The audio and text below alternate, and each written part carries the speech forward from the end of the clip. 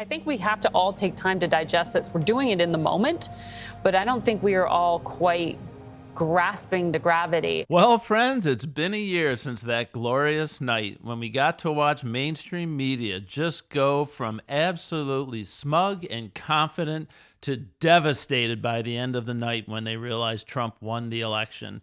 And one of my favorites was Margaret Brennan on CBS. She was absolutely crushed. You can just see in this beginning segment how sad she was with the way things were going. Well, let's watch it develop during the night. This is glorious. Enjoy. Boost the vice president. I was just looking at my path to victory. It's not going to happen. There's some other very narrow ones, some pretty obscure options here, but we are left with a total of 5 paths for her at this point. If the vice president were to lose Wisconsin and that blue wall was pierced, which was going to be her easiest way to victory. She is obviously in the tank for Kamala, and all night, as the night develops, she looks like she's getting sick to her stomach. Her facial expressions are great. And, you know, they're supposed to try to act objective. They can't help themselves. All night, they just keep letting it slip out that they're frustrated at what's happening, and it really comes to a head at the end of the night. There's still a lot of votes to be counted. People say they still are holding out hope. Margaret does not appear to be holding out hope. Even though at this particular time, she seems to be underperforming in all the things that they thought she would do well. And I think people are trying to figure out what is happening to Kamala Harris's campaign at this particular point, even though people still have hope.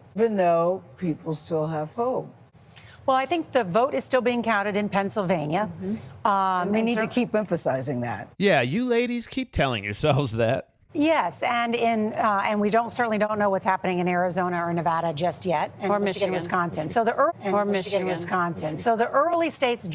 Look at Margaret's face here. She looks like she's feeling ready to throw up at this point. The Harris campaign is still nauseously optimistic, but I bet they're getting a little sicker now as the night progresses. There is this realignment, to pick up on what John was saying, that we are watching play out in terms of who's turning up to vote, but we are looking at a globe that is realigning too. There is a disorientation. There is, from the commander-in-chief question, you know, who is going to take office at a time when the world to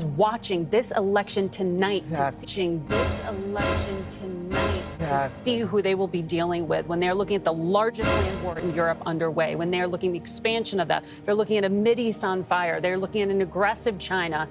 And we are going to be digesting this as a planet when we wake up tomorrow morning to figure out what's next. A third of the world has had a female leader. This country has not. And tonight, this is also a test of whether a woman could be a commander-in-chief of this country, elected in a very short runway of an election against a man who has presented himself.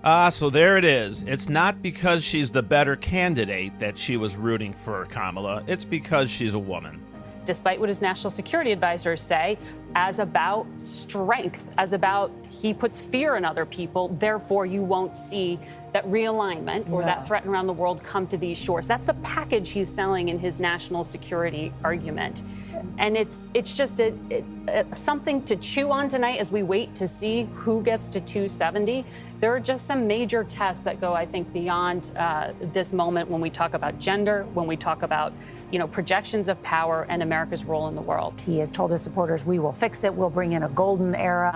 I think we have to all take time to digest this. We're doing it in the moment, but I don't think we are all quite grasping the gravity of sending Donald Trump back to Washington with the word you used, Nora, a mandate. It's not just the man. It is a mandate. They have control in a significant way of Senate and possibly the House. We may not know that definitively for a little bit of time, but this is a really interesting message being sent by the electorate tonight. I think we have to all take time to digest this. We're doing it in the moment, but I don't think we are all quite grasping the gravity of sending Donald Trump back to Washington.